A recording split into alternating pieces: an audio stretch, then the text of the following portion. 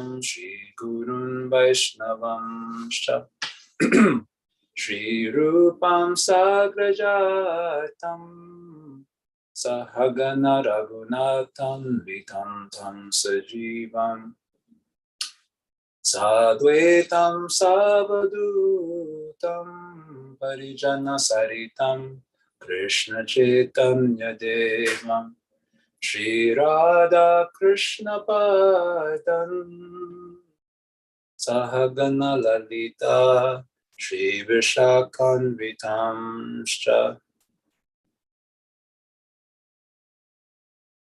Manashiksha, text number 5. Oopsies.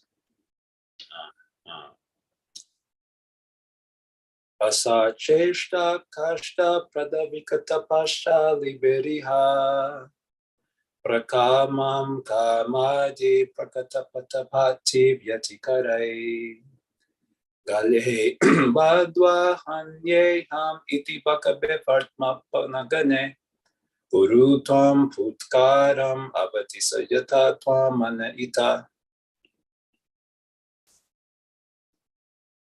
I kind of missed the third line of it, actually. Translation. Lust, anger, and so on are a band of dacoits who assail one suddenly on the open road of material life. They have bound my neck licentiously with the torturous, dreadful ropes of wicked deeds and are thus killing me.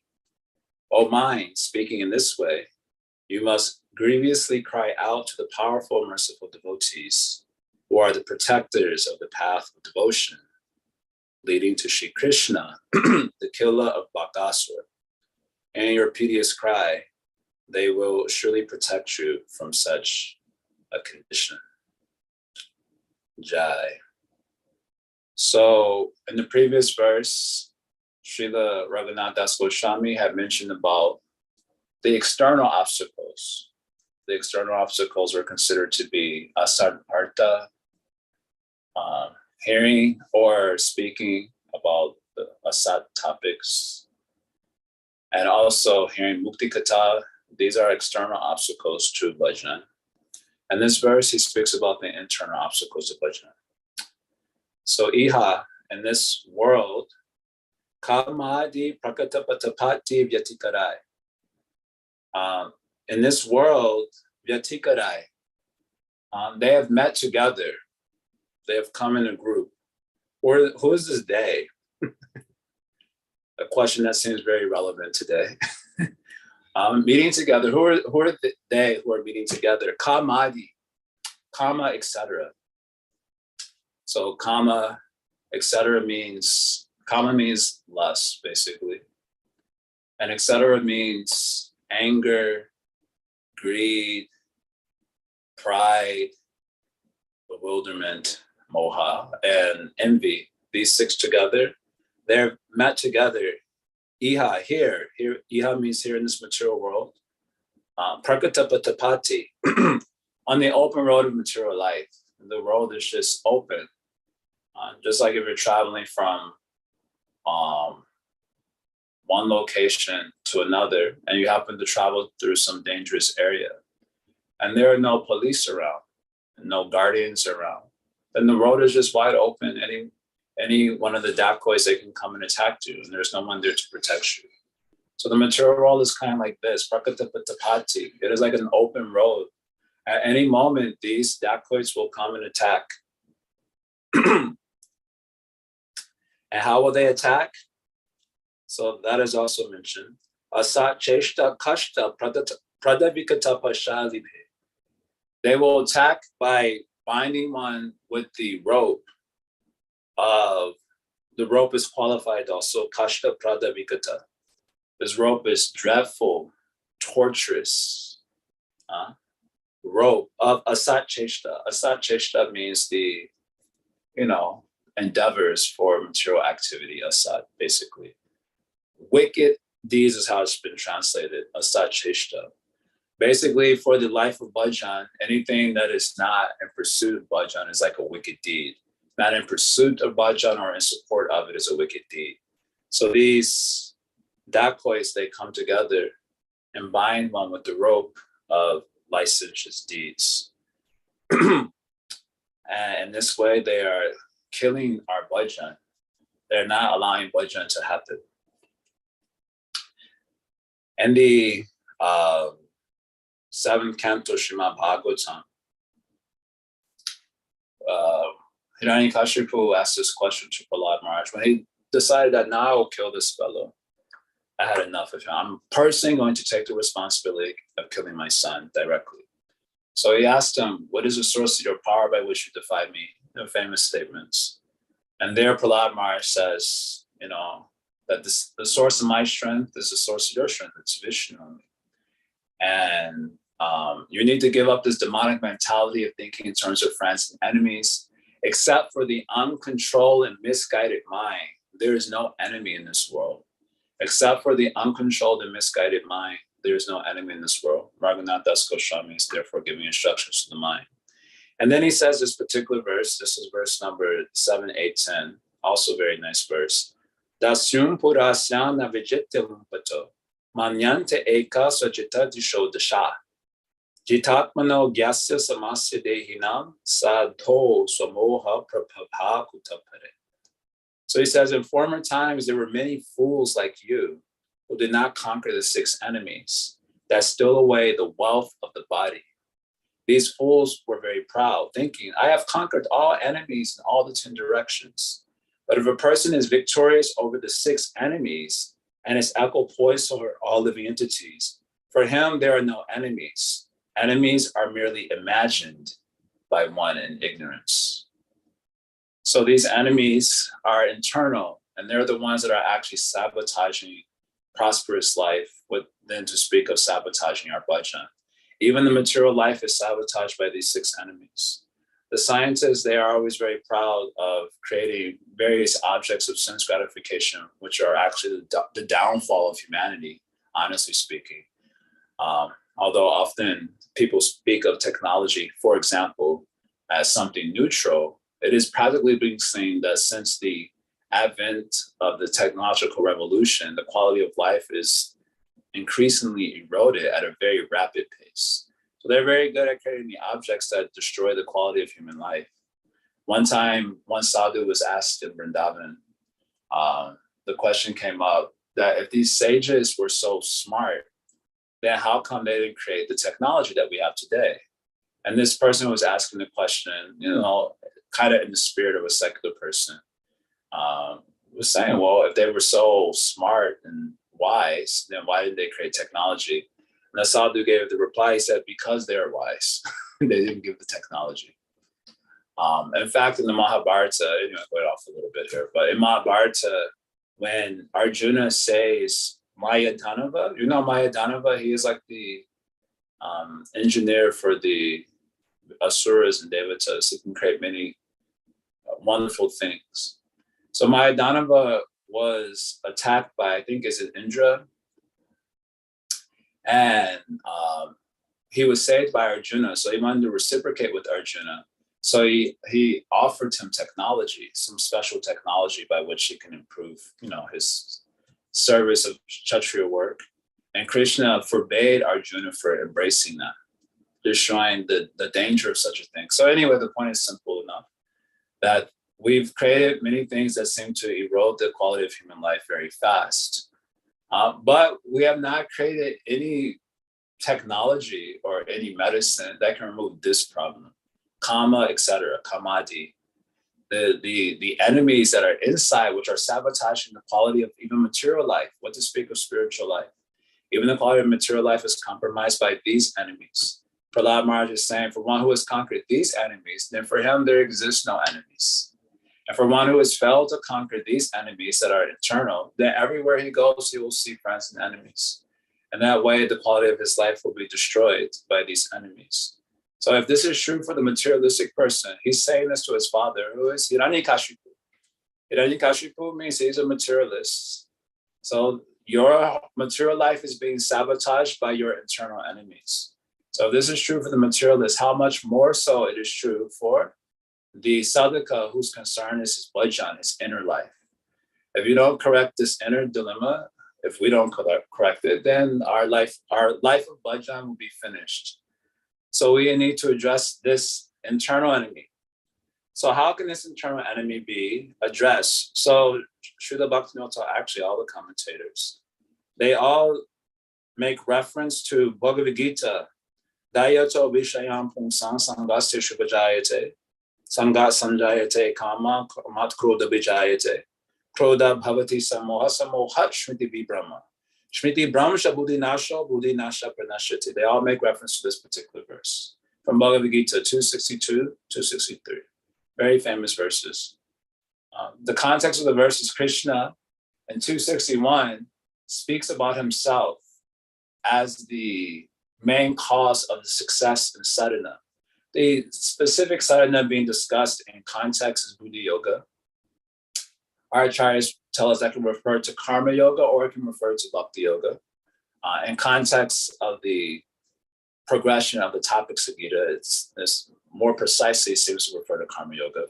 In any case, how can you become successful in Karma Yoga?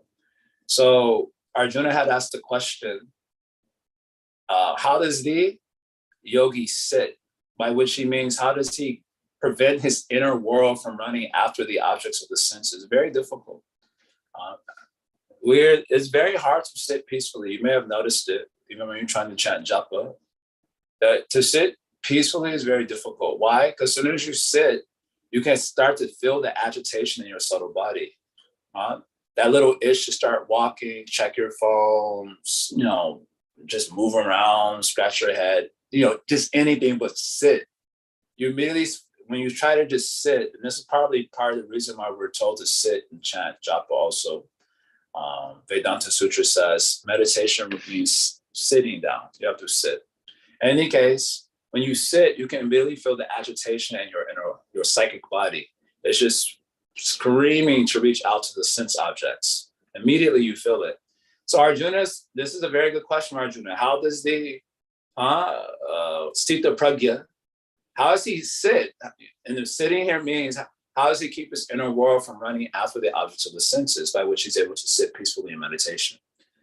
And so Krishna says, well, he's like the tortoise who withdraws his limbs within the shell. This is the first answer that he gives.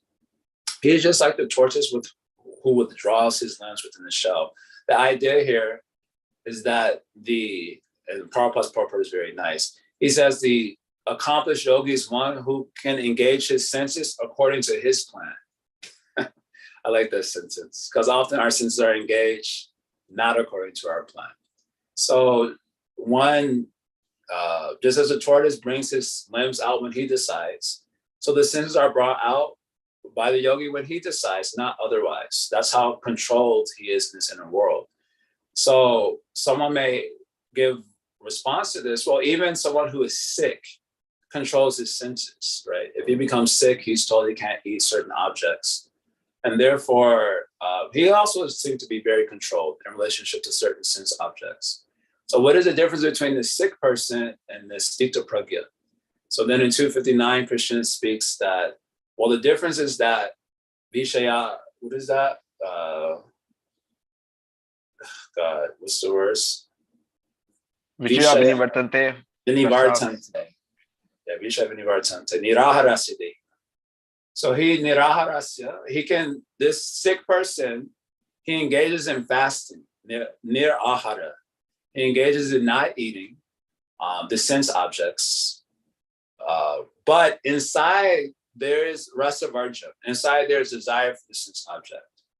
But for the Sthita Pragya, because he is paramdrishta nivartate, because he is perceiving the higher reality, he's having the higher taste, as Prabhupada likes to write it. Therefore, even that desire inside has been extinguished. So that is the difference between the Sthita Pragya and the sick person. The sick person may not be engaging, but his internal world is completely afflicted with desire. Whereas the Sthita Pragya, he is not engaging because his internal world is free from the affliction. That is the answer. So then in 260, Krishna speaks of how difficult it is to become this type of Sthita Pragya. He said it's very difficult, that many sadhakas, they endeavor for this, but they become victim of their senses. So that is 260. So then there seems to be a problem here. This is called the fault of mutual dependence. In order to become Sita Pragya, you have to control your senses. But in order to control your senses, you should be Sita Pragya. So which one is coming first? This is called the Ananya Dosh, the fault of mutual dependence. This fault is there. So then 261 is spoken to resolve the issue. That you start with controlling your senses. So that part is okay. But keeping them controlled, that is the problem. So Krishna says you start with control of the senses, but then you meditate on me. And then by meditation on me, the fault in the inner world is removed. And then you'll be able to achieve success in your bhajan. You can become Sita Pragya. That is 261. It is the first place where Krishna mentions himself in Bhagavad-Gita. So then someone says, well, I don't want to think of Krishna. I don't want to think of Vishnu. Either they don't want to think of Vishnu because they are averse or because they're ignorant. So then in that context, 262 and 263 is spoken. Daya to Vishayam Pumsa. Then you will meditate on the Vishaya, the sense objects, because of previous impressions of sensual enjoyment. There's nothing to stave off, is that a word? Nothing to stop the impressions from surfacing and taking over your psychic world.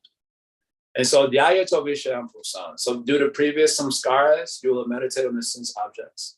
And from that, you will develop kama or sangha. You'll develop sangha, attachment. And from sangha, you'll develop kama. So kamadi, for this verse is spoken by all the acharyas, how the kama is coming up. You don't want to think of Vishnu or Krishna, then you will think of the sense objects through the previous samskara. Then you will develop sangha, and from sangha you'll develop kama. And from kama you'll develop krodha. Krodha means frustration, anger, depression. Just like many times we ask people here, I'm also giving St. Masters directly to people. They say, why? How are you? You say, I'm depressed. Why are you depressed? That depression means krodha, actually. That's what they're talking about. They're depressed because their karma is frustrated. We have so many desires and there's so much frustration is there. And when the frustration becomes a lot, you say, I'm depressed. Or crestfallen. I'm crestfallen. Why are you crestfallen, Prabhu? Because all my desires are being frustrated. This is called krodha.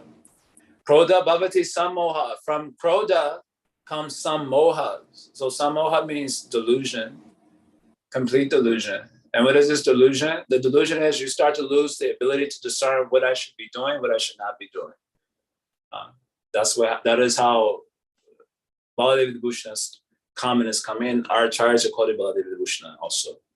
From samoha, shmiti vibhrama, from samoha comes loss of memory. So what is the loss of memory here? Baladevi Vibhushana says the loss of memory is you forget that you were trying to control your senses. You forget, I'm trying to control my senses so I can do bhajan. That is lost. And he says from the loss of memory, buddhi nasha, there's destruction of buddhi. There's destruction of the wisdom faculty. That buddhi, which is required to do buddhi yoga. Remember, the context of this verse is about buddhi yoga. So in order to do buddhi yoga, you need to have buddhi, right? And again, this buddhi can mean karma yoga or it can mean bhakti yoga also. Because Krishna says, Satatam yuktana. What is that? Dadami buddhi yogam tam yanamam panyate. I will give the buddhi to those who are doing the bhajatam priti purvakam. They're doing their bhajan with priti all the time. Satata yuktana. Then I will give buddhi. So our acharya is saying, buddhi yoga means bhakti yoga or it means karma yoga. In any case, you need that buddhi only. But you forget, because of delusion, you forget that you were trying to do bhajan, that you were trying to make progress in your spiritual life. That spiritual life, this forgetfulness is subtle. It's not like an obvious thing. It's just subtle. That you prioritize other things over bhajan. Everything else becomes important, and bhajan gets the last place in the race. In the race in life, last place coming, bhajan. For example, you have to do bhajan in the morning time. Ideally, the ideal play. Otherwise, if the day goes on, you'll not be able to do bhajan. But we will take rest at 10, 11, 12 o'clock in the night, 1 o'clock in the night, 2 o'clock in the night. So how you get up in the morning? So you don't get up in the morning. This means you're putting bhajan in the last place again. Then you'll get up, you'll chant 2 rounds, and then go about do your work for the day. And then evening time, trying to finish the last few rounds or last 12 rounds, as it were. And again, going to sleep 10, 11, 12, like this. And then we get trapped. So like this, the wisdom faculty required for doing bhajan is compromised. And then buddhi nasha pranashati. And if that is compromised in pranashati, you'll be extinguished in the waters of sensual enjoyment. That is so this whole process mentioned in these two verses starts because there was no Krishna in the mind. And without Krishna in the mind, there was no power to, what's the word I'm looking for? I'm going to say stave. I don't think that's a word though. Like push off. No, stave is the word. Stave off. Oh, it is a word. Okay. You know how sometimes you say English words, they just sound so freaking weird. Like, it's just like, how is this even a word? Sorry. I remember one time using the word put. And I was like, put. I was like, what type of word is put? So I was trying to spell it. I couldn't figure out how to spell put. So I was like trying to sound it out, and I spelled put P-O-O. I was like, P-O-O-T. I was like, no, that doesn't look right. Even when I was in Ipsy, this last trip, I was reading with Radha Jivan Gopal. And somehow the word phenomena sounded so weird that he and I both started laughing because of how strange the word sounded to us. Anyway, so stave off. There's no force to stave off the enemies of karma, etc., if there's no Krishna in the mind. So then this will be the result. This is what these verses are quoted from Bhagavad-Gita. So in order to stave off these enemies, you need Krishna in the mind. Without Krishna in the mind, no one can stop the force of the sensual attraction. So I've been sharing this verse also from Srimad Bhagavatam. Yapada pankaja palasha vilasya bhakta karmasha yang gratitam ugratayanti santa. Tadwana rikta matayo yatayo pirudha shrotoganastam aranam bhaja vasudeva. These are instructions of Kumaras to Prithu. We should know this verse is a very nice verse. But he's saying here the devotees, by their devotion to the lotus toes on the feet of Krishna, who performs beautiful activities. By that devotion, they're able to untie the knot of ahankara filled with the impressions of karma, karmashayam. This word karmashayam refers to the storehouse of impressions. This is a word that is used in Yoga Sutra also, karmashayam. The karmashayam is the storehouse of impressions. So everything you've experienced in this world is stored there. And a certain cluster of those impressions come out of the karmashayam, and they're grouped together, and they become your swabhava, your nature for a particular life.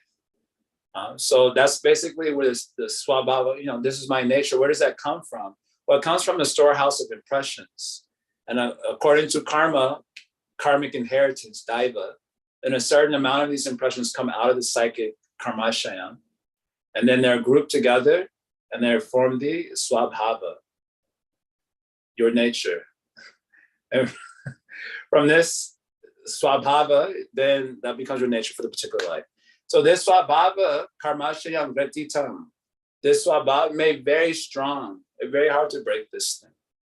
As Krishna says in Bhagavad-Gita, that even a man of knowledge, he cannot resist acting according to his swabhava. It's not possible. So, and the swabhava is material things. So we're naturally attached to material activities. So the santas, the devotees, they can untie this by their devotion to the lotus feet of Krishna. That's what the verse is saying. Tadwana rikta matayo yatayo piruda. But the yatis, the sannyasis, the yogis, the gyanis, the karmis, they're not able to do so. Api, yatayo, api means although they make an endeavor, they're not able to ruda shodaganas. They're not able to stop the tidal wave of sensual enjoyment. Or in the context of what we're hearing from Rabindranath Das Goswami, they're not able to stop these dacoits on the open road of material life. Why? Rikta mataya. Because their minds are without object of, their minds are without an object of devotion. In other words, they don't think of Krishna. Rikta mataya means they don't meditate on Krishna. They don't do Krishna smarna.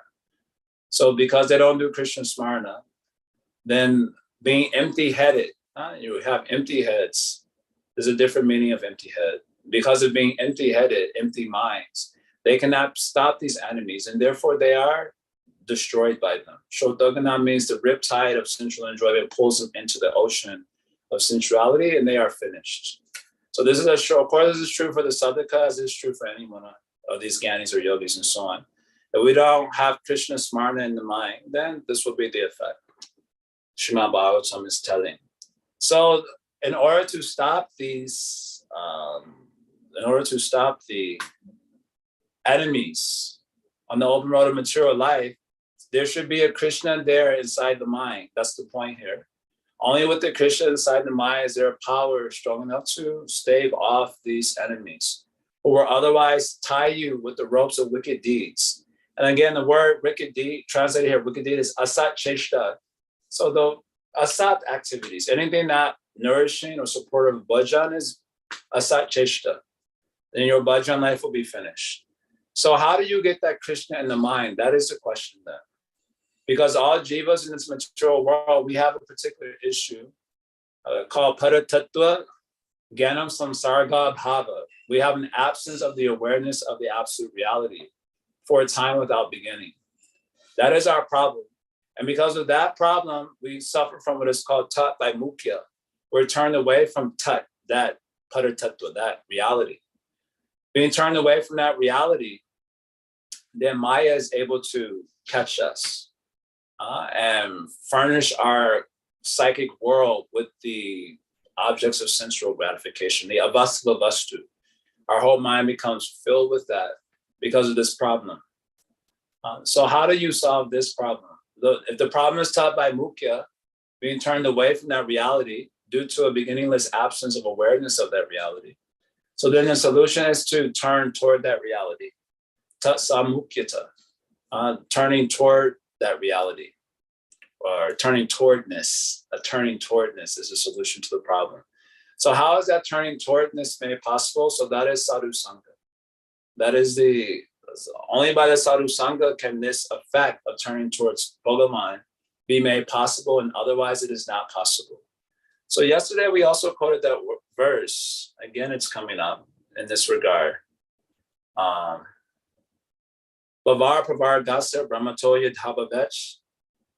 Right? What was that? Why am I always forgetting this verse? I need to sit down and really integrate this verse, because it's one of the more important verses of Srimad Bhagavatam. They're all important verses, but Jiva Goswami spends a lot of time with this particular verse. Bavar pravar gasya brahmatoya dhabavech. Yato, where is it up? Sorry, I'm pulling it up. Here we go. Yeah, Janashatar Yachuta Satsamangama. Satsangama Yarita Daiva Sagato Paravarishe Trayichayatimati. So when the wandering living entity's time for liberation has approached, at that time he gets sadhu sangha. That's what it was. And by that sadhu sangha, precisely at the time when he gets sadhu sangha, precisely at that time, he develops mati. So if our disease, our problem is that there's no Krishna in the mind, therefore our psychic world is attacked by kama, etc. So the solution is that Krishna should be in the mind. So how will that Krishna come in the mind? So that is sadhu sangha. Sadhu sangha is what catalyzes or actualizes the turning toward Krishna. Otherwise, the disease of being beginninglessly turned away from Krishna is always functioning for the conditioned souls. So you get that mati, jayate mati. You get that mati, that Krishna consciousness, precisely at the time when you get sadhu sangha. Why? Because Krishna is certainly there where the sadhus have gathered to do topics of him. So if you're in their sangha, so naturally Krishna comes in the mind. That's the idea here. Krishna, what is that verse? I don't remember. I don't know the Sanskrit of the verse. But Krishna says, I am not in the heart of the yogis, nor am I in Vaikuntha. But I am in that place where sadhus have gathered to describe my glories. He is in that particular place. So anyone who gets into the association of sadhus, then what naturally awakens in their psychic world is Krishna. That's what naturally comes in their psychic world. Only then does the turning toward Krishna actualize. Now, of course, this is true. This is true at the beginning of spiritual life, but it is also true at the and this is true at the beginning of spiritual life, but this is also true or necessary throughout spiritual life. It is not that, okay, now they've actualized my Krishna consciousness, now I don't need sadhus. Now that doesn't work that way. Just like your eyes, they only have the potential to see, but they cannot see without the help of the sunshine. So the sun has to rise, and when the sun rises, your eyes are illumined, and then you're able to see. Otherwise, not possible. So similarly, the sadhus, they're like the sun. And just as we require the sun to rise every day so that we can see properly, every day the sun has to rise. So every day there has to be sadhu sangha in order for that potential of turning toward Krishna to be actualized in our life. Otherwise, very difficult. Without the influence of the internal energy in the form of the sadhu sangha, without the influence of the light of the internal energy in the form of sadhu sangha, then you will not be able to actualize that potential potently in thinking of Krishna. And the result is we will become empty-headed, riktamataya. And then the enemies are able to attack us on the open road of material life. So therefore, because of this situation, he prays, Bhagavad Atma Pagane, Kuru Tvam Putkaram Avati Sayata Tvam Manaita. He tells his mind that you should go to the Varmapaga, the Varmapagane. So Varma means path, and Pa means protectors, like Gopala, the protector of the cows. Varmapa. Varmapa means the protector on the path. Who are the protectors? Those are the Vaishnavas. Those who are the servants of the killer of Bakasura. I don't know the significance of referring to Krishna here as Bakasura. Srila Bhagavatam Thakur says Bakasura is the personification of duplicity. But I still didn't understand its context here fully. I don't know if it has any more significance than just a name for Krishna that fit the poetic meter, or if there's a specific reason why he's referring to Krishna specifically here as the killer Bakasura. In any case, I mean, if we're taking a hint from Srila Bhaktivinoda Thakur's commentary, if Bakasura is the personification of duplicity, then in its context of spiritual life, in the context of bhajan life, that when these enemies attack us, we will develop duplicity. And what is that duplicity? We will show ourselves outside as one thing, but inside will be another thing, a problem. Inside is problem, outside we're showing ourselves as nicely situated. So many times we do associate with devotees in this particular way. If we don't feel that we can cry out to the devotees, then we will show ourselves in front of the devotees as nicely situated. Not a pure devotee, but I'm doing bhajan. Chanting is going on, hearing is going on, all this is going on, but inside I'm being attacked. So taking hint from Srila Bhaktivinoda Thakur, maybe this is the significance of referring to Krishna's Bakasura, the killer duplicity.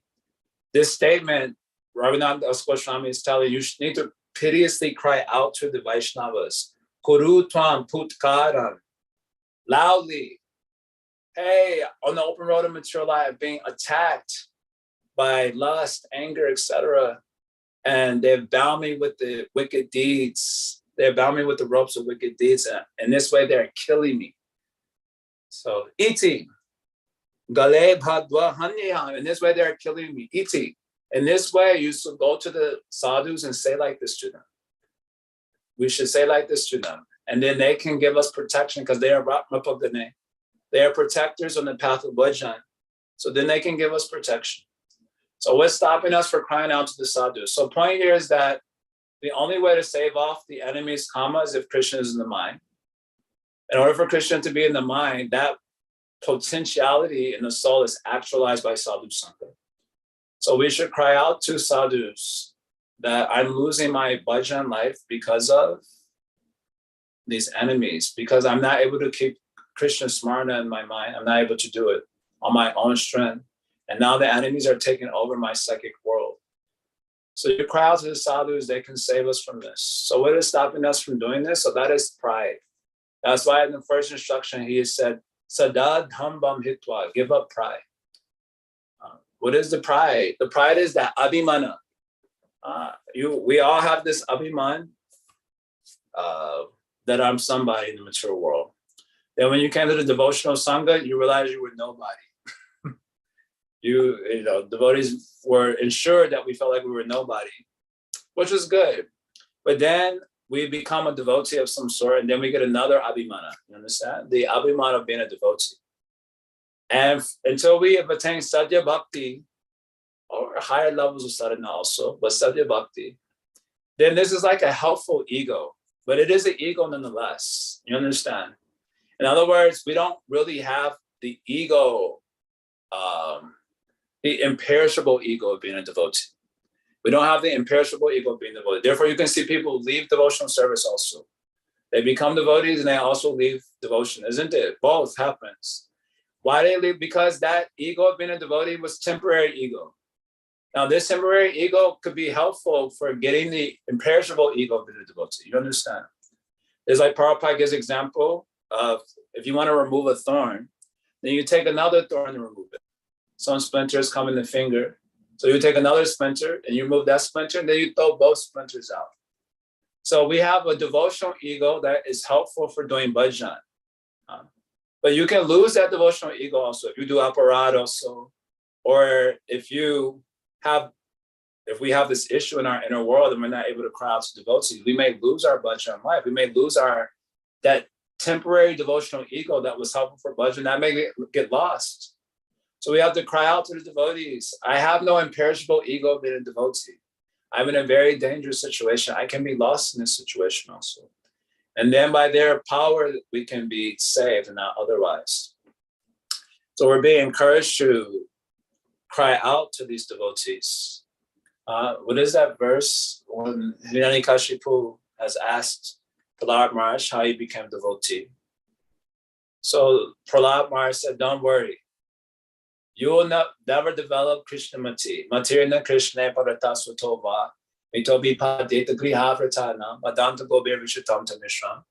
Puna shtarvita charanana. You will not develop this mati. This Krishna mati, you will not get it. Why? Because your griha vrata, that's number one.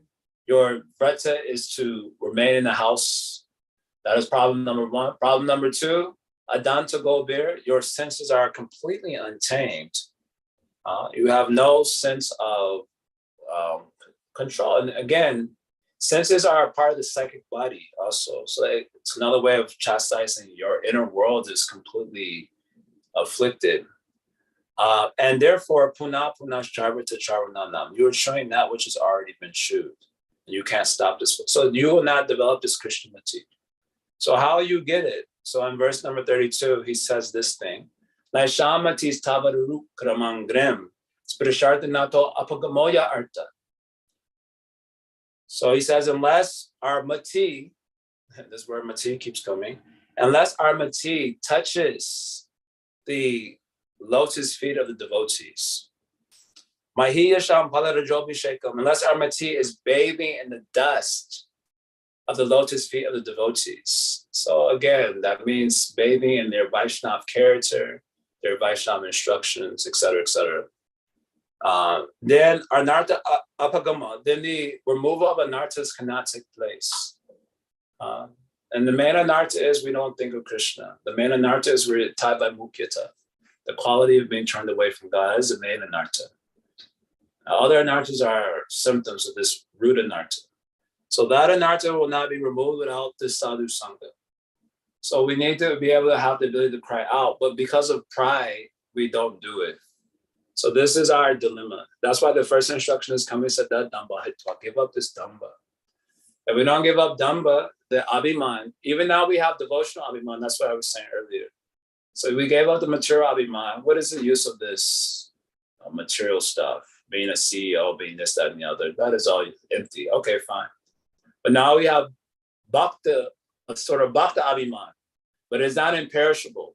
We can lose it also if we do aparad or if we are caught in our internal world. So that abhiman also has to be given up, that I'm some sort of great devotee. Otherwise, how you will cry out for the shelter of devotees. So this is our difficulty in bhajan life. Even when we struggle with bhajan, if we don't have devotees to whom we can take shelter of, and as we say growing up, keep it real, then this is this is one of the biggest difficulties I would probably venture to say in contemporary Vaishnava Sangha. I shared this before, but there was this sannyasi who was struggling, with prostitution for like a decade. And finally, after a decade, it came out into the general Vaishnava Sangha. He was a guru also. And when it came out into the general Vaishnava Mundo, a whole yatra was completely, annihilated because of that information. And obviously there were articles written. I happened to stumble across one at that time on Dandavats when we actually read Dandavats, and then now who reads Dandavats. So I was reading it, and I remember I cried about this. I like literally, I didn't know who the sannyasi was. I didn't really care about the prostitution part or anything. Like, yeah, this is, but life is like this only. Hills and valleys and bhajan life. There's no big deal. Honestly, there's no big deal in that happening. So that part didn't bewilder me at all. What bewildered me is that I'm like, didn't he have some friends he could go to? And so I asked Romapad Maharaj at the time, I was like, don't y'all like check in on each other, see how y'all doing? Are you okay? What's going on in your life? Or y'all just like all alone in this whole affair? And Maharaj didn't have like a very particularly satisfying answer. He was like, yeah, he said, I'll pray for you. I'll pray in the Shinga day for you. That's what he said. And I remember I was like, pray in the Shinga day. I mean, okay, thanks. And then he sent me like some Nishinga oil also. I was like, okay. But I need a friend. I need someone I can cry out to when I'm struggling. That's what I'm asking about. Do you have someone you can cry out to when you're struggling? That was my question. And, he kind of sidestepped that particular question, but at that point in time with that incident, I was just like, oh my God, this is a terrible idea. If you develop some sort of abhiman in the Vaishnava Mundo, that prevents you from being able to cry out for sadhu sangha because of your abhiman. Because what will people think of me? I'm viewed in this particular way. If they know this about me, then X, Y, Z. So I remember at that moment, I was like, first of all, I'm going to have to try on a personal level to be whatever I am, give up duplicity and be whatever you are so that the Vaishnava Mundo can, basically what they see is what they get. I kind of made that particular decision at that moment. And then, I had to pray on it. And my prayers have been answered to some degree. I wouldn't say fully. That I need sadhus to whom I can cry out to when I'm in a particularly difficult situation. Otherwise, we will be finished by these enemies and we'd not be able to do any bhajan. They're the killer of our bhajan life. So here he's giving this instruction to the mind. You must cry out piteously to the sadhus. Otherwise, this internal obstacle may finish off your bhajan life. You'll not be able to make any more progress. But if you can get sadhu sangha, mahiyasham padarajobhishekam, you can bathe your mati, sprishati mati. Your mati can touch that dust. Then all the anarthas can become annihilated. Otherwise, not possible. So this particular instruction, this instruction to me is always kind of sobering because I just don't know how many devotees feel that they have someone they can cry to when push comes to shove. And I think about it personally. I think about it vicariously observing other Vaishnavas. So this verse always struck me as particularly challenging, especially challenging for the ego, the material ego also, just being able to humble yourself before someone else and seek their genuine shelter is not an easy thing to do. And especially if your ego is calcified, I'm somebody, and the Vaishnava Mundo, then it becomes all the more difficult.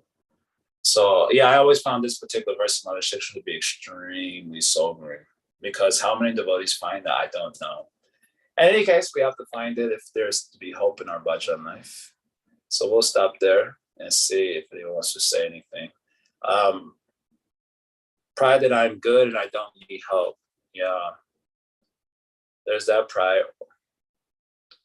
Nitai Das says, what is the difference between crying for shelter devotees versus sense gratification of victimhood that was mentioned a few classes ago? Well, the sense gratification of victimhood is just that. It's sense gratification. It's concerned with one's own self. Bhukti muktis priha yava pishachi hiti vartate. Tava bhakti sukha satra. Katama buddhayo bhavet. As long as the wish of bhukti is in the heart, how can the happiness of bhakti come? So this I'm a victim is a type of bhukti. It's a very popular one in 2022. Super popular. Probably the number one most relished sense gratification is this victimhood. So the victimhood is self-centered, so to speak. It is not other-centered, God-centered, or bhakti-centered. In the case of the crying out for help, there's a concern about bhajan life, right? There's a concern about Krishna Smarana, right? I want to do Krishna Smarana ultimately for the pleasure of Krishna. And so, but that is not possible because my inner world is afflicted by all these enemies. So I cannot do any Krishna Smarana. So the concern there is for bhajan life. That is, therefore, this other center. You want to be able to offer your full self to your life of bhajan, to service to Krishna, Krishna Seva, but you're not able to do so on your own strength. And so you're crying out for the help of Vaishnavas so that you may be able to offer yourself to that bhajan life. And that way bring pleasure to those devotees also, because they're interested in Krishna's sense gratification, right? Definition of prema is the satisfaction of Krishna's senses, right? Krishna Indriya Priti. So, yeah, that is the difference. So one is a type of bhukti and another one is a type of bhakti, or in this case, a cry out so that bhakti can be made possible. I don't know if you're looking for something else, but that's my general reflection on that. I hope that's okay. I don't know you fully, Nitai, so I know a lot of the people in the class, so I have a psychic intuition about how to answer questions because I know them a little bit, but I don't know you. I know you've been coming for about a month or so, maybe a little bit longer. So nice to hear a question from you. But because I don't know you, I don't have the psychic intuition just yet how to answer all your questions. So I hope that's good enough. Or if you have another angle you were looking for that you can maybe ask a follow-up. Hari Sham says, as you mentioned, there's a catch-22 here. That said, sometimes we notice the message penetrates and sometimes it doesn't. So what part of our heart or mati has to be activated so that the message goes in? Because sometimes it happens without our intention. Yeah, you were asking this last night. You mentioned you might ask it this morning. I don't know if I have a particularly compelling answer for this, at least for myself just yet. How come sometimes when we hear, we like really hear, and sometimes we just like, we're sitting there, but nothing's really going inside. So what are the factors that facilitate that? I mean, in certain cases, it's circumstantial. You're going through a particular suffering moment in life, and suffering often creates a teachable moment that allows for messages to enter. So that's circumstantial. Sometimes you're feeling a wave of affection. Just like in Bhav Bhakti, you have your Sthai Bhav. And out of the ocean of your Sthai Bhav, there are many ways of affection that come for Krishna. They're called Sanchari Bhavas or Vyabhichari Bhavas. So we don't have a Sthai Bhav as such, but we have some affection for the sadhus we hear from or we associate with. And suddenly, in one day, out of the ocean of that general affection, a particular wave of affection comes up, and a wave of gratitude or appreciation. And just as the emotional life is completely unpredictable, that is true in material life. That is also true in spiritual life. It's completely unpredictable how these waves of affection will come up and impact you for the day. So suddenly, you're having a wave of special gratitude, special appreciation that just comes up out of the heart. And when that happens, then you're just able to receive a lot more because of that wave of affection, and you just hear a lot more.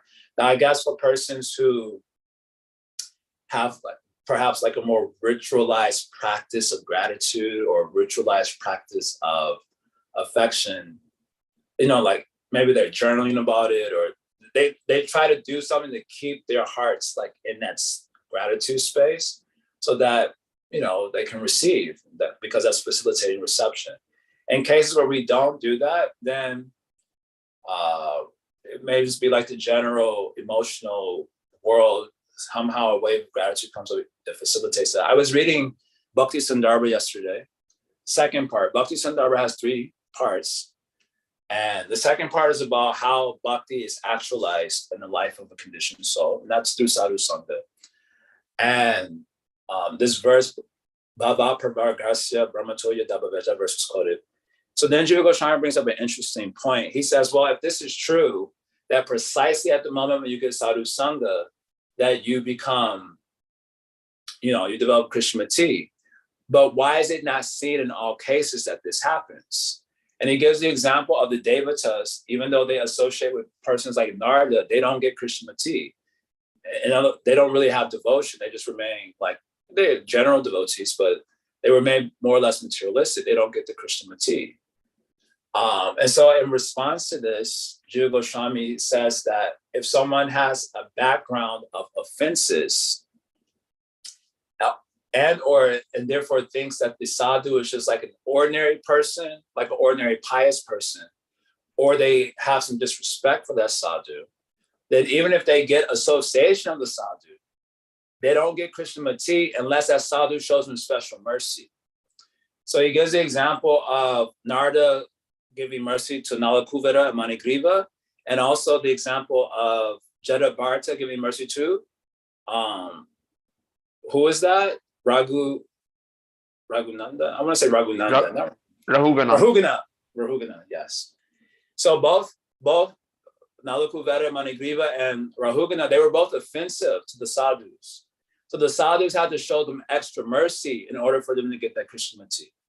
But then Jiva Goswami says, but if there is no background of offense, if there is no disrespect to the sadhu, then just by associating with them, even without attention, he said, even though you just like happen to just be in their presence, but you don't think of them as like ordinary pious persons, you have no background of offense. He said, then just by their association, even without being attentive to them, you will develop Krishnamati. So I found that to be an interesting statement, that just to be inside something just gets in, because you just, he says, even though you're without attention to them, you just happen to be in the sangha, maybe they do something, you see that, you're just like, wow, that really touched me.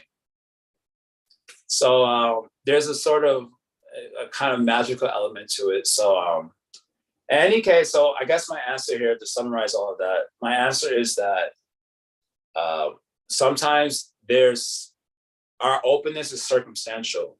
That's my first answer. We're suffering a particular way that allows for a teachable moment. There's something happening in life that causes the heart to be more open than normal, circumstantial. The other is that the unpredictable flow of the emotional world, where sometimes a gratitude comes up, a special appreciation comes up that allows us to be open. And some devotees, they may ritualize a practice of gratitude or appreciation with the attempt to keep their heart open. So that may be also an element of it. And then this last answer is this magic part, which is, I'm sure Siddha likes this part the most, because he's always asking questions to me and Ipsy about that magical, just getting the touch of Krishna consciousness. So there's a sort of magical element that even if you associate with devotees, even inattentively, there's a verse like that by Kapila Muni also, isn't it? Third canto, 25th chapter. There's a verse like this. Even inattentively, if you associate with devotees, then you get benefit. What is the story about some man who was very sick and he was told to drink ghee? But when he drinks ghee, he vomits naturally. So the patient asks, why are you giving me this instead of drink ghee? I keep vomiting up the ghee. He says, yes, that is true. But when you drink the ghee, a little ghee gets in. You may vomit a lot of it, but a little ghee gets in. And that little ghee keeps accumulating over time, and it heals the problem in the stomach, and then you'll be healed like this. I forget the story. You all must be knowing the story. Maybe it's in Upakanya Upadesh, I don't recall. So something like that also, where we just keep getting the Sangha. A lot of it is just like speaking to a wall, dead matter. But it's okay. Let the sadhus keep speaking to us. A little bit gets in at a time. And then and that way we are gradually transformed. So that's the best I can do. Those are all my different angles and answers. That's the best I got for now. Like I said, not exactly super duper compelling. But yeah, that's what I was.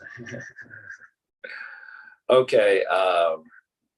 So very true. So Mukunda says very true. I imagine the vast majority of our devotees don't have someone to reveal at all. So yeah, so that's pretty scary.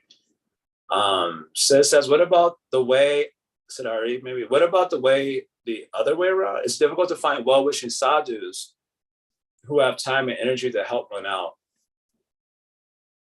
Yeah, another issue. You know, if you read, I haven't read, to be honest with you, I haven't read Prabhupada's purport to Upadeshamrita in a long time.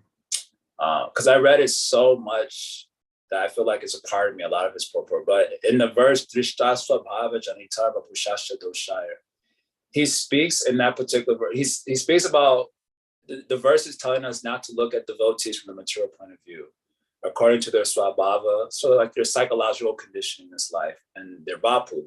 We shouldn't look at that from the material point of view. Having said that, Prabhupada also brings up an element in his commentary there about sadhus helping one to develop a proper vision of sadhus. And I don't remember the exact language, so maybe this can be some homework for us today. We can all go and read the Prabhupada's purport to text number 6 of Upadeshamrita. But there's an element in his commentary where he speaks to these superior sadhus showing kindness to an inferior Vaishnava or a junior Vaishnava, as it were, to help elevate his consciousness. And Jiva Goswami, speaking to this point in Bhakti Sandarbha, says if the sadhu doesn't show affection to the disciple, as it were, then they won't become attached to them. And that attachment is required, that attachment really helps with the hearing process.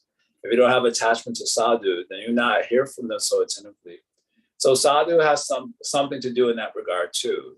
His special kindness towards us, the embraces, the smiles. I mean, it doesn't take much, honestly, to feel affection from a sadhu.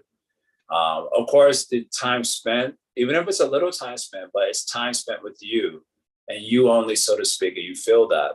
So that way you get attached to the sadhu, then you can hear from them nicely. So that point is also true. So it is, of course, it is a prerogative of sadhu show mercy. So they're completely independent in that regard. So if we do get any,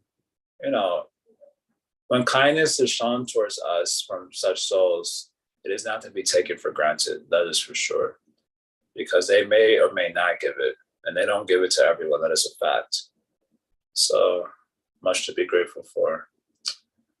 Harisham also says in reply to Mukunda's statement, it's like a self-imposed isolation. There probably are people we can't all open up to, but as Jaya said, the calcifying of that ego that I am a good devotee is probably what holds everyone back. There are so many kinds of Srila Prabhupada disciples and all the devotees who would lend a kind ear if we have the humility to reveal. Yeah. Of course, sadhus have to make themselves, well, they don't have to do anything, as I'm already saying. They are independent in that regard. But this is just offering now, putting this on the table also. There are different types of moods that you have with different types of sadhus. With some sadhus, you have like a lot of reverence. And I've noticed that reverence can create a little bit of distance in the heart, because you have so much reverence. It's just like certain things you won't tell someone that you have that level of reverence for. Whereas if you have Vishramba, This is why we hear Vishramba Guru Seva, right? Vishramba means like intimacy, like friend. And you have that sort of relationship with Guru where, the reverence is always there, but there's also that friendship aspect. There's a lot of things you can tell your friends that you wouldn't necessarily tell a superior, like your grandfather, something that just a certain spirit that is there with a friend that you can really open up to about certain things. So I've just noticed that the sadhus that I've been able to open up to, and there hasn't been a lot of them, honestly, there's only been about 3. And the 3 that I've been able to open up to, all of them have been a little bit older than me, but they've all established a relationship with me that was friendly also. I had a lot of reverence for them as superiors, but the relationship they chose with me was friendship. Like they made it clear that they were like my friend. As I said, the sadhus are the friends, right? Surinam Sarvedehina. They're the friends of living entities. But unless you feel that they are the friend, you may not feel compelled to open up about certain things. And so the sadhus that I have been able to be open with, I felt their friendship very strongly. And so I was able to just say, hey, this is going on and I don't know what to do, or, just be very open. So I do feel like sadhus, again, they are independent, but if they want to inspire their followers in that way, then their friendship has to be apparent to those who they would seek to inspire in that way. That's just throwing out. I also had a very deep service relationship with Krishna Smarna when he was in Chicago. Many of you know Krishna Smarna. I incidentally had a dream about him the other night. A very sweet dream actually about him the other night. And he and I had a very affectionate deal. He was very affectionate to me also. And I had affection for him also. But the reverence outpaced the sense of like friendship there, because I was also observing his relationship with all his other followers, largely Indians. And there the reverence was extremely strong. With the Westerners, it was less strong because you know how Westerners, we can turn on you at a moment. So he knew that about us. Like we'll love you one day, and tomorrow we'll crucify you if we have to. Like we can turn. So he was a lot gentler with us Westerners, but we also constantly observed the level of reverence that he was receiving, and so that inspired in us to try to emulate the same level of reverence. And so when he had us do these, we had like these weekly gratitude journals that we would do in relation to him. It was very hard to be very open to him about anything, honestly, because the reverence just wouldn't allow it. The reverence disallowed that level of openness. It wasn't apparent to me, in other words, that he was like my friend. I knew he was my friend in an abstract philosophical sense, but in a viscerally felt sense, I didn't feel that. So I wasn't able to say certain things. I remember specifically wanting to talk to him about one very specific thing. And I was like, nope, can't do it. I just don't know how he's going to receive that. And when I finally had the courage to talk to him about when Andrew was passing, which was something that was very close to me, and he didn't receive it at all, I was like very frustrated about it and angry about it. So I guess this is just this is not scripture or anything. I'm just throwing it out there because of my own lived experience. As sadhus, okay, so what to speak of sadhus that we're trying to relate to now? We may get the mercy, we may not. And that's just that. That's just how that cookie crumbles. But in the future, if we shall become the sadhus or mentors of people who look up to us, this might be something that's part of our consideration, that unless they are able to feel in a visceral way, not in an abstract way, but in a visceral way, our friendship, then it may be hard for them to feel that they can divulge the situation of their inner world, which is what Raghunath Das Goswami is asking us to do, to overcome the internal enemies.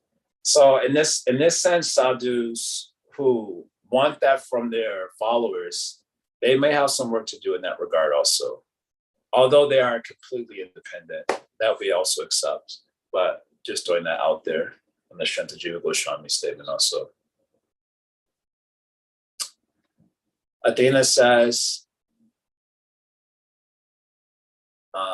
Athena says, this discussion brings a lot up for me, especially regarding my friend Aisha and Agape's death, no support. And I feel like it's because there's so much judgment around right and wrong and the ideal standard. And that fear of judgment doesn't allow you to open up. Yeah, so I just, in this regard, I also noticed this in our sanghas, that people feel so much judged that they're not able to open up. We're part of an environment that can be very judgmental, and so therefore that stops them from opening up. So I have taken it as I wouldn't say it as a practice as much, but it's been a conscious thing to kind of wear my anarthas out a little bit, especially when people have a little bit too much reverence for me, which happens quite a bit. Just let them know, like, listen, I like cookies. If you see me get in the cookie jar, to be a little bit forthcoming about internal things. You can't be too forthcoming if someone's deeply looking up to you, because they're still looking up to you for shelter. But if you're a little forthcoming about the struggles of the inner world, that gives them sort of the comfort to be open also. So that's something I've also consciously done with, especially people here in New York and other places, where they felt extremely judged, they felt extremely isolated. But then when they saw me speaking very openly about personal stuff, then they felt like, oh, I could talk to this person. He's going to understand. He's not going to judge me for it, and so on. So obviously there's a certain, it's hard to create that mood. It can be challenging, like for a person who's thinking to do that, it can be challenging because you don't want people like disrespecting you also, because that also creates an obstacle in relating properly. So it's a delicate thing, obviously. But as far as agape is concerned, I think there was more to that than just the judgment part. Because agape and I, we talked on several occasions. And so I know of some of the personal things that he was kind of struggling with a little bit, because he had mentioned some things to me. And certainly he didn't feel judged in our group. Our group, he felt very open and like could say a lot of things, but still there was a lot of things clearly that he couldn't say or felt that he couldn't say. So it's not an easy thing, obviously, to find such persons. So it's definitely a benediction. I also see this in more seasoned devotees born in a bhakti family, initiated, all that pressure. They can't open up about their struggles. I appreciate not having all those extra pressures. Expectations are less. So you can just do you and be as sincere and free as possible. The pressure to keep face is real. Yeah, for sure. By the way, I have questions from Wednesday's class, just to know. Doesn't fit today's mood, so I'll hold off, but I want to make sure I get to ask them. Okay, you can ask on Monday. And Siddhartha says, can you please speak on the ritualistic practice of gratitude journaling? I can't, because I don't have a ritualistic practice of gratitude journaling. So how will I speak on it? But I did do it for a while in relationship to Krishna Smarana Prabhu. And then, again, as an abstract point, it's the ideas you want to prepare yourself for receiving. That's the basic idea. Gratitude allows for receptivity. And so in order to receive, you have to prepare yourself. That's the basic point. Just like if you want to, make a meal, there's so much preparation that goes into that. It's not that you can just throw something on the stove and the meal comes, just preparation that has to take place. So it's like preparing, just like when we do Mangalacharna. The idea of Mangalacharna is as a preparation for consciousness to speak, a preparation for consciousness to receive. We normally do it just like, oh my God, there's like no mood of, I'm actually asking to be a conduit of the light of the absolute and speaking, or a conduit of the light, of receiving the light from the voices of my Guru Varga or whatever. In that spirit, doing a Mangalacharna, like, otherwise I am lightless. You understand? I'm like a crystal. So the crystal has no inherent light in it, but it can reflect the light of some luminous object, and it looks very beautiful. It looks like it's probably become the light when the light is in it. So we're like that crystal, and we want to prepare our consciousness for receiving the light or being a conduit of the light of the absolute in this world. So gratitude journaling is something like that. It's like a preparation of consciousness for receptivity. So I don't have a gratitude journal. Periodically, I think about my gratitude for certain Vaishnavas. And I should probably do it a lot more, you know. In any case. But I was wondering, what does it mean? I don't understand the term. What do you mean by gratitude journal? What does it consist of? Well, you know where gratitude is, right? Yeah, but what is gratitude journal? So you know what a journal is, right? Okay. Journaling, so you just put the two together. So the idea here is writing is very powerful for creating imprints in the psyche. Generally speaking, this is just a general interesting point. There's kind of like a relationship, an unacknowledged relationship between the head, the heart, and the hands. You know, so in old cultures, everyone had something that kind of connected the three together. So like if you're a Brahmana, for example, obviously the head portion is very strong. You're very intelligent. And then the heart of a Brahmana, that's say like the heart of his meditation on God or poetry. And then he would write, you know, in Sanskrit only. So there was like a link between these three. Or if you're a musician, or if you're an artist, or you're a blacksmith, there's really a connection. There should be some connection between the three: head, heart, and hand. In the age of Kali, because of technology, we've lost the hand part a lot. People don't know how to do things with their hands anymore. They don't know how to cook. They don't know how to play instruments. They don't know how to even write anymore. They've lost the hand part. And that's created a problem and creative expression also, which is so important for just finding meaning in this world, the creative expression. So in any case, so the journaling part is, you know, with the hand. You could probably do it in a computer also, but right, I mean, when you write something out, it creates a deeper imprint in the psyche of what you're writing. So you have some gratitude in your mind, but it remains kind of abstract. It remains largely abstract, actually. But when you have to write it out, it concretizes that gratitude. It gives it like, or reify. You know this word reify? Reify, that means to make something abstract more concrete. So just like sometimes in Bhakti culture, we speak about Bhakti Devi, right? Because otherwise we just say Bhakti is just like this energy, so nothing comes to mind exactly. So reify means to make it more concrete, give it a form, give it something concrete. This word reify is an interesting word.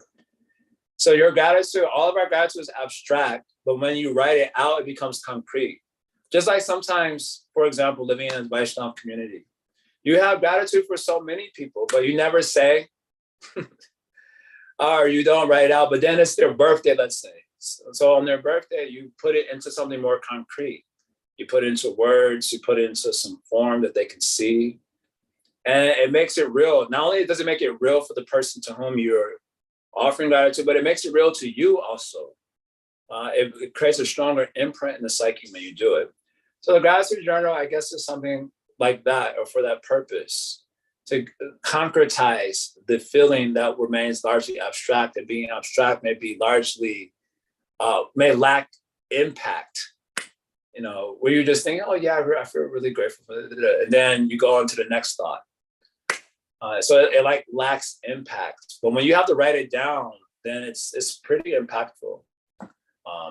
Also, like when you're doing complicated math formula, if you have to do it only in your head, it may be very difficult. But then you'll write it down, it becomes a lot easier. So there's something about like manifesting that abstract world into something more concrete that makes it kind of more real in a sense, more real for us, at least. So as a principle, I guess as a principle, that's a gratitude journal. A good example of gratitude journal in the Srimad Bhagavatam is Arjuna, chapter 15. He's remembering all the pastimes that he does with Krishna, one sloka after another in chapter 15. That might be a good example of a gratitude journal. And his point is that without Krishna, I could have not done any of these things. So that might be a good template as a gratitude journal as such. Anyway, that's the best I can do, having myself not kept a gratitude journal. Okie dokie. So I think this may be it. Thank you, Prabhu. Okay. So Hari Om Tat Sat. Thank you all very much for continuing to be my guardian angels by engaging me in Hari Katha. Srila Sridhar Maharaj says, anyone who engages you in Hari Katha is your guardian angel. So I had at least 10 guardian angels on today. I thank you for that. Srila Mara Shiksha Ki Jai, Srila Raghunath Das Goswami Ki Jai, Go Premanandi, Hari Hari Bo. Have a good rest of your day. Hare Krishna, Hare Ram, Jai Krishna Balaram, Radhe Shyam.